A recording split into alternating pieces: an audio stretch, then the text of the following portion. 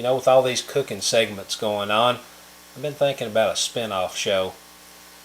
I want to introduce to the folks the idea for Dino's Diner. While I work on that, here's a real cooking segment with Rhonda and her famous butterscotch pie. Hello everyone. A few weeks ago I made a chocolate pie, iron skillet chocolate pie, and somebody told me I loved it, but my husband doesn't like cocoa, doesn't like chocolate. So I've got a solution for that. We're going to make another iron skillet pie, but it's going to be butterscotch.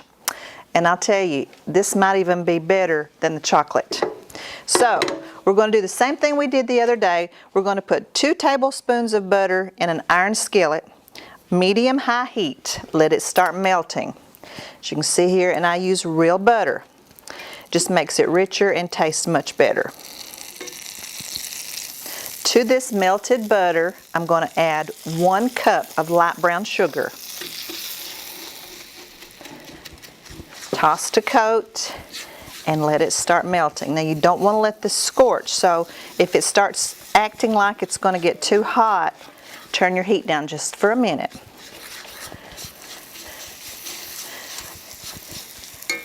The cocoa is a thickening agent along with flour, so the sugar is not. So we're going to have to add a little bit more flour than we did to the cocoa. So about 4 tablespoons. And I'm just roughly going to eyeball this and stir that in. Pinch of salt.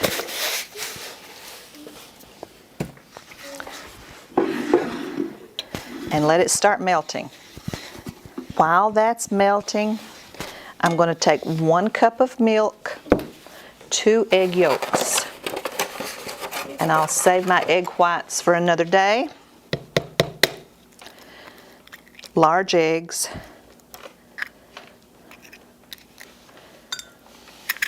And whisk that up just for a second. Make sure all your flour is stirred in evenly. Smells good, smells like butterscotch, smells like fall. And then I'm going to pour in my egg and milk mixture. Ooh, sizzly. It won't take long. This thickens up really fast when you got enough flour in it. And you stir that until it's thick. I'm going to add just a little bit of vanilla. Stir it up, and we're going to put it in a pie shell that I've already baked. And I always buy the refrigerated pie shells. It's much easier than making them yourself, but if you want to make it, that's fine. I just think it's easier to make my pie filling and put it in a shell that's already made. You can see here it's already thickening up. Stir constantly to keep it from sticking. You don't want it to scorch.